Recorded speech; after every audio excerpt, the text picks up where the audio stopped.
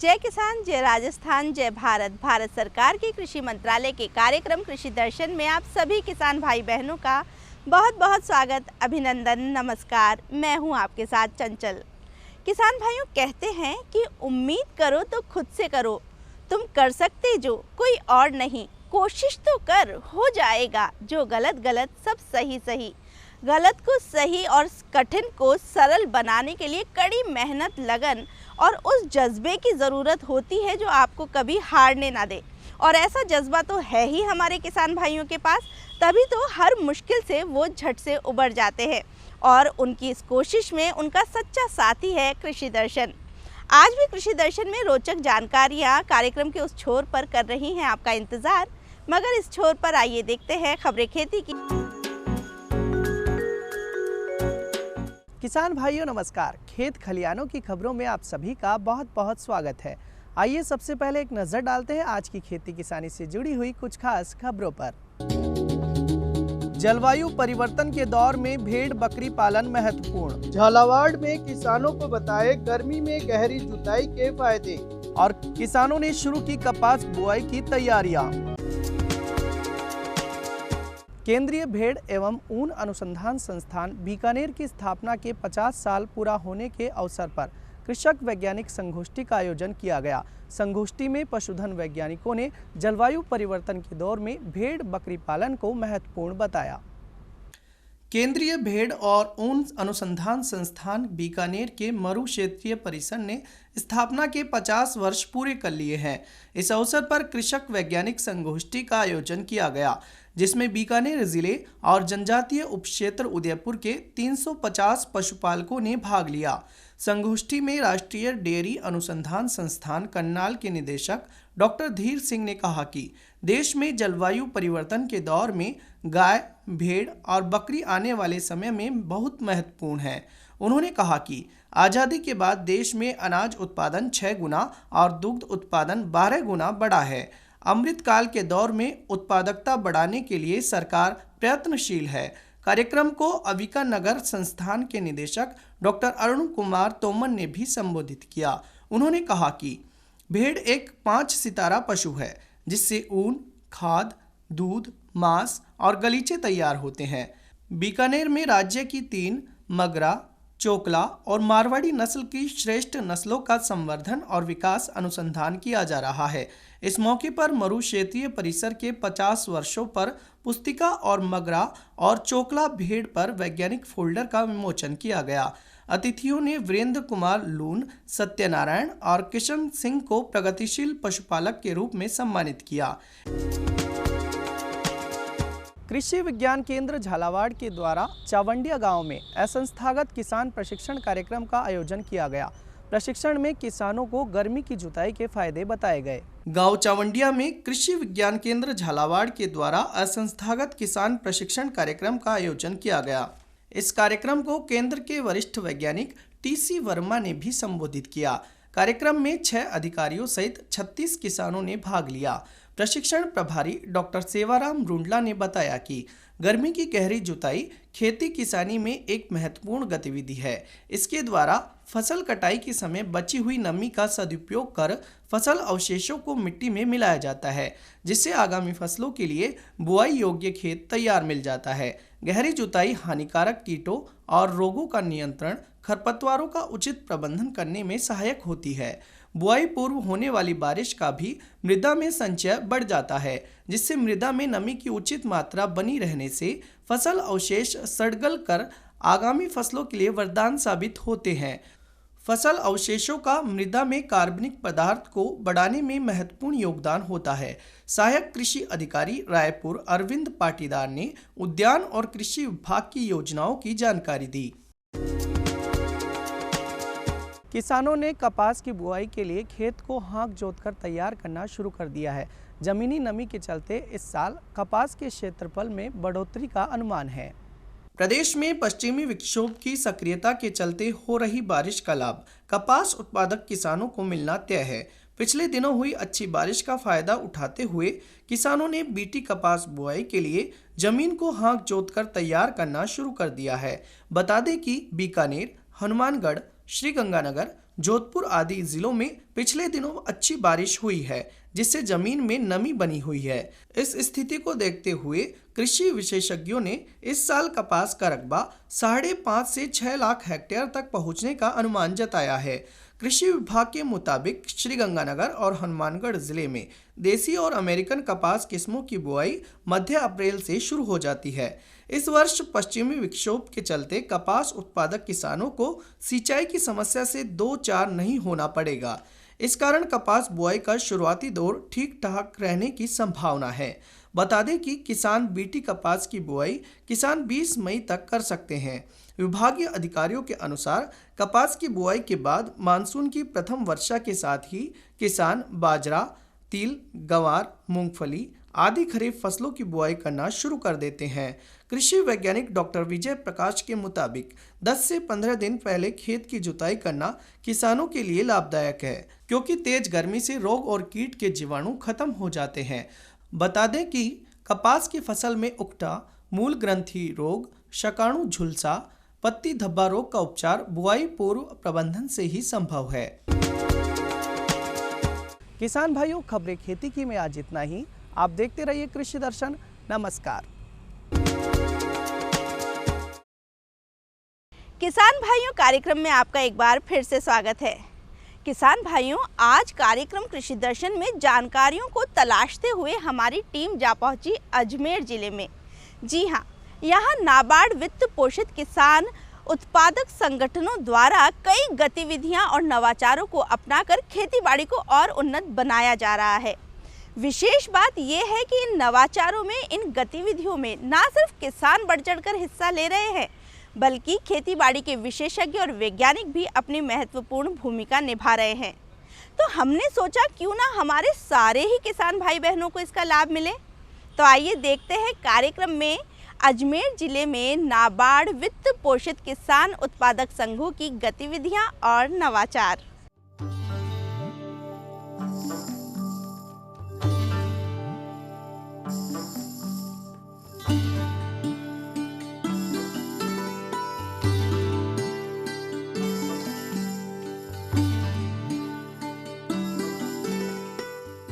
हमारी केंद्र सरकार ने देश में 10,000 किसान उत्पादक संघों के निर्माण का लक्ष्य रखा है।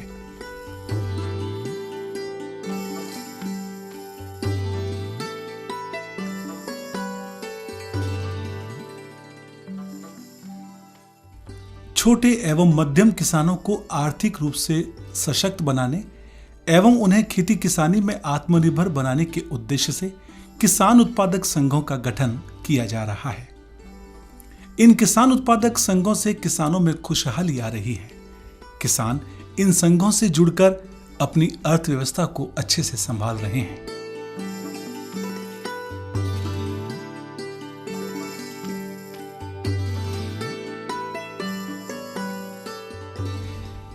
कुछ किसान उत्पादक संघों ने बेहतरीन कार्य किया है और लगातार कामयाबी हासिल की है।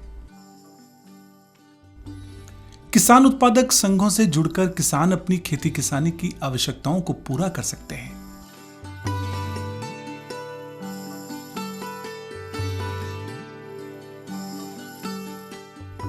सामूहिक रूप से खेती करते हुए अपने लक्ष्यों तक पहुंच सकते हैं।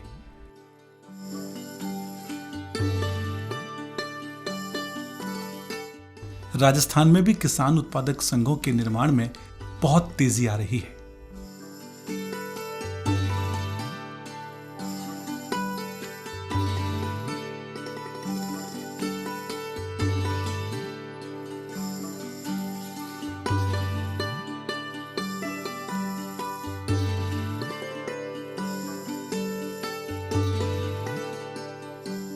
आज हम आपको अजमेर जिले के कुछ प्रगतिशील किसानों से मिलवाएंगे।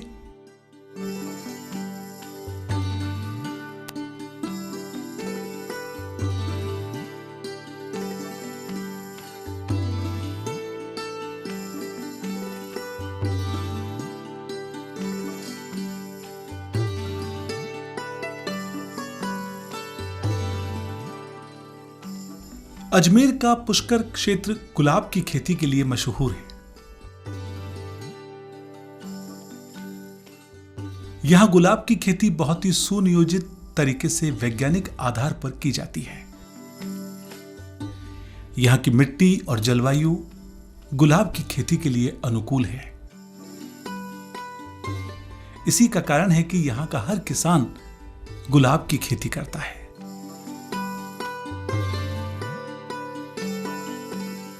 यहाँ जगह जगह नर्सरी स्थापित की गई है, जहाँ किसान ग्राफ्टिंग करके, बडिंग करके और लोगों को पौधे बेचते हैं।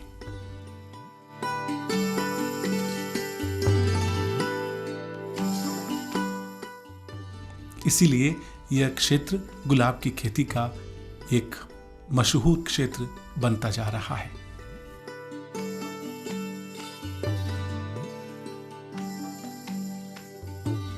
आइए मिलते हैं कृषि विज्ञान केंद्र तबीजी अजमेर के मुख्य वैज्ञानिक एवं अध्यक्ष डॉक्टर धर्मेंद्र सिंह भाटी से और जानते हैं किस तरह से इस क्षेत्र में किसान गुलाब की खेती कर रहे हैं और किसान उत्पादक संघों से जुड़कर लाभकारी खेती का इतिहास रच रहे हैं। अजमेर क्षेत्र के अंदर गुलाब की खेती प्रमुखतः जो है फूलों के अंदर ली जाती है। लगभग ये 400 हेक्टेयर क्षेत्र है जिसमें गुलाब की खेती होती है और इसके अंदर पिंक रोज़ के नाम से जो पुष्कर का गुलाब है वो फेमस है गुलकंद के लिए और गुलाब जल के लिए। इस क्षेत्र के अंदर जो किसान खेती कर रहे हैं उनका खेती करने का उद्देश्य यही है कि इस गुलाब से जो है वो अधिक से अधिक आय अर्जित कर सकें। लेकिन गुलाब के अंदर जो है पानी की अधिकता, इरिगेशन की अधिकता चाहिए। इस कारण से धीरे धीरे इसका क्षेत्र कम हो रहा था और कृषि विज्ञान केंद्र ने इस ओर ध्यान दिया कि इसका क्षेत्र बढ़ाया जाए। तो हमने किसानों को जागरूक किया, उनको इनके बारे में जानकारी दी कि किस प्रकार से वो ड्रिप का यूज़ करते हुए गुलाब के क्षेत्र को और बढ़ाया जा सकता है। और साथ में ही इसके अंदर जो रोग जिसके अंदर इसकी क्वालिटी कमज़ोर हो रही थी उसके प्रति भी जागरूक किया और धीरे धीरे ये जो है आगे बढ़ा। कल्टीवेशन अच्छा होने के कारण इसका प्रोडक्शन मार्केट में आने लग गया। उससे किसानों को एक दिक्कत होने लगी कि मार्केट के अंदर जो है डिमांड कम थी और इनका प्रोड्यूस ज़्यादा आ रहा था, तो इनको जो है इसकी कीमत उचित नहीं मिल पा रही थी। नाबार्ड के द्वारा एक एफपीओ का शुरुआत की गई जिसमें कि कृषक सेवा संस्थान एक संस्था है, एनजीओ है, वो सीबीपीओ के तौर पे एक एफपीओ का यहाँ पे निर्माण किया गया। देवनगर गांव में मैं यहाँ मौजूद हूँ। यहाँ पे इस एफपीओ की नींव डाली गई। इस क्षेत्र के किसानों को लाभान्वित करने के लिए सदस्यों को जोड़ा गया और साथ में 4 डायरेक्टर्स को इसके लिए तैयार किया गया। पहले इनको प्रशिक्षण प्रदान किया गया कृषि विज्ञान केंद्र पे, उसके अंदर इनको मैनेजमेंट का और साथ साथ में इसको जो प्रोसेसिंग टेक्निक्स हैं उसको बताया गया। उसके तहत इन्होंने जो है नाबार्ड की सहायता से फाइनेंशियल जो सहायता मिली नाबार्ड की थी और जो सीबीपीओ है उन्होंने मदद की और हमने इनको प्रशिक्षित करके इस स्थान पे लाए कि ये जो है गुलकंद, गुलाब जल और उसके साथ साथ अन्य प्रोडक्ट्स तैयार करने लगे। आज इस एफपीओ के अंदर जो है महिलाएं जो जुड़ी हुई हैं सदस्य के रूप में, वो बड़ी खुश हैं क्योंकि उनका उत्पाद यहाँ पे इकट्ठा हो रहा है और साथ में वो यहाँ के अपना जो मजदूरी के रूप में एक आय अर्जित कर रही हैं और एफपीओ के साथ में उनकी जो सदस्यता है उससे उन्हें इंसेंटिव भी मिलता है समय समय पर। और यहाँ के जो डायरेक्टर्स हैं उनका बहुत अच्छा रोल रहा है कि उन्होंने इस एफपीओ को काफ़ी आगे तक पहुँचाया और ये जो है अब एक्सपोर्ट करने के स्तर पे आ गए हैं। यहाँ अमूमन किसान उत्पादक संघ नाबार्ड से जुड़े हुए हैं।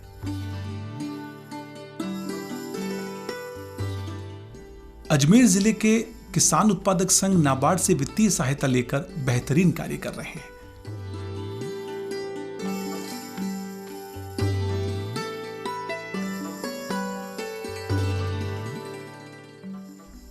कुछ किसान गुलाब की खेती का प्रसंस्करण करके मूल्य संवर्धन करके लाखों रुपयों की आमदनी प्राप्त कर रहे हैं।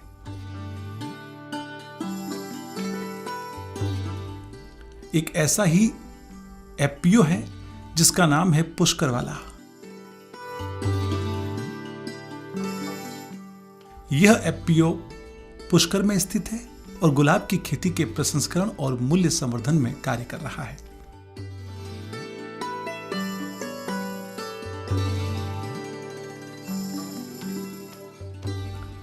आइए मिलते हैं नाबार्ड की जिला विकास प्रबंधक से और जानते हैं कि किस तरह से नाबार्ड किसान उत्पादक संघों को वित्तीय सहायता देकर आगे बढ़ा रहा है। जैसा कि आप सभी जानते हैं कि पुष्कर में रोज़ की खेती बहुत ही बड़े क्षेत्र में की जाती है और ख़ासकर कि गुलाब की और पिंक रोज़ की। और पिंक रोज़ के माध्यम से ही हम लोग यहाँ पर गुलकंद बनाते हैं, जो इसीलिए पुष्कर का जो गुलकंद है वो पूरे वर्ल्ड में या पूरे भारत देश में काफ़ी फेमस है। और यदि हम बात करें नाबार्ड की, तो नाबार्ड का इसमें सबसे बड़ा सहयोग ये रहा है कि नाबार्ड हमेशा से छोटे और सीमांत कृषकों के लिए कार्य करता है। वो चाहता है कि किसी भी तरह से ये जो हमारे स्मॉल एंड मार्जिनल फार्मर्स हैं, इनकी आय में हम वृद्धि कर सकें। इसी उद्देश्य को ध्यान में रखते हुए नाबार्ड ने पुष्कर में प्रे के माध्यम से एक किसान उत्पादक संगठन को प्रमोट किया और इस एफपीओ के माध्यम से जितने भी छोटे और बड़े मध्यम किसान जो हैं पुष्कर में फूलों की खेती करते हैं, उनके सारे के प्रोड्यूस को इस एफपीओ के माध्यम से लिया जाता है और फिर गुलकंद की प्रोसेसिंग की जाती है। प्रे एक ऐसा हमारा एफपीओ बन चुका है, किसान उत्पादक संगठन बन चुका है, जिसने 867 जो किसान हैं वो प्रे से जुड़े हुए हैं। तो इसमें सबसे अच्छी बात यह है कि जितना भी किसान पुष्कर में ये उगा रहा है फूल, वो लोग डायरेक्टली आकर अपना सारा माल इस एफपीओ को देते हैं, जिससे कि उन्हें कहीं इधर उधर नहीं जाना पड़ता। और उससे भी अच्छी बात यह है कि जो भी वो अपना प्रोडक्ट या फूल इस एफपीओ को देते हैं, उन्हें उसी समय उसका पैसा मिल जाता है और वो भी फेयर प्राइस मिलता है। तो कहीं बिचौलियों का वो नहीं है जिसके कारण कि उनका किसी भी तरह का नुकसान हो पाए। तो जितना उनकी लागत है उससे अच्छा ही उन्हें मुनाफा और उनका पूरा पैसा वापस मिल जाता है। क्योंकि ये एफपीओ नाबार्ड के माध्यम से प्रमोट किया गया, इसलिए नाबार्ड का हमेशा से ये प्रयास रहता है कि वो उसको हर जगह प्लेटफॉर्म दिलाए अपने प्रोडक्ट्स को सेल करने के लिए। जैसे कि नाबार्ड जितने भी मेले ऑर्गेनाइज करवाता है पूरे देश भर में, हमारा मुंबई में सरस मेला रहता है, रायपुर में मेला रहा, अभी राजस्थान में हाल ही में कोटा में मेला लगाया गया और अलग अलग स्टेट्स में हिंदुस्तान के मेले लगते रहते हैं। तो नाबार्ड प्रे के जो ऑफिशल्स हैं या जो भी प्रे के सदस्य हैं, उनको हर जगह आने जाने का किराया देता है, फ्री स्टॉल्स प्रोवाइड करता है, वहाँ रहने खाने पीने की सुविधाएं प्रदान करता है।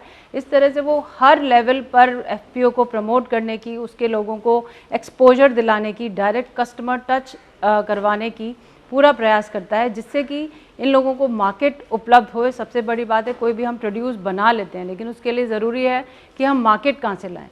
तो इन मेलों के माध्यम से इस तरह के जो एफपीओज़ हैं उनको मार्केट प्रोवाइड किया जाता है, जिससे कि वो अपना सामान जो अपना प्रोड्यूस है वो हर जगह बेच सकें। जब हमने आसपास के कुछ किसानों से बात की तो उन्होंने गुलाब की खेती के बारे में इस प्रकार से अपनी सफलता साझा की। हमारा नाम गोपाल है, गांव देवनगर है, तहसील पुष्कर है, जिला अजमेर है। और हमारे को गुलाब की खेती करते वक्त हो गया 20 साल। 20 सालों से गुलाब की खेती कर रही हैं। तो इसका अलग अलग डिमांड हुआ, अलग अलग भाव निकले, पर वहाँ का अटे कंपनी लागने से माने किला पर 20 रुपये ज़्यादा मिल रही है। तो वहाँ को कहवा को मतलब है कि एशियान की स्कीम पूरा भारत में, पूरा राजस्थान में लगाई जाए तो मान कर किसान लोगों ने बड़ा फायदा हो। तो यह कंपनी लगी तो हमारा माल यहाँ लग गया, हमारा माल इन लोगों ने ले लिया, तो हमको फ़ायदा है तो हम यहाँ देंगे माल। हमारे खेत में जामुन है, गुंदा है, नींबू है, केरुंदा है, मिर्ची है, गेहूँ है।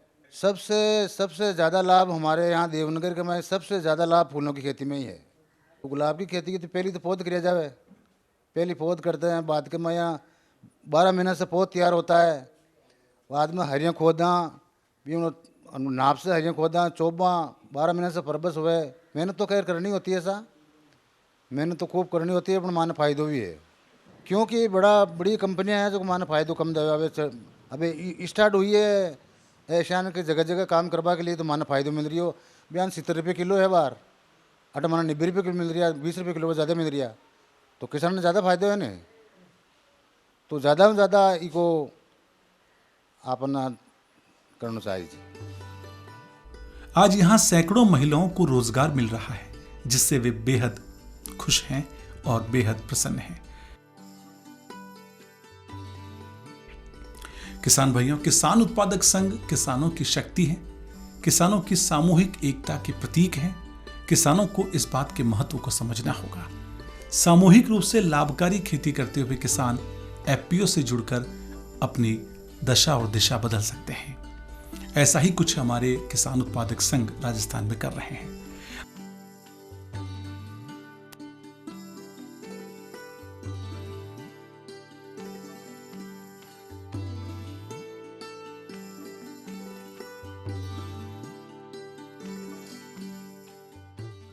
किसान भाइयों, हमें पूरा विश्वास है कि आज के कार्यक्रम में मिली लाभकारी जानकारियों को आपने ना सिर्फ सुना है बल्कि आप गुनेंगे भी और अपनी खेती को और उन्नत बनाएंगे।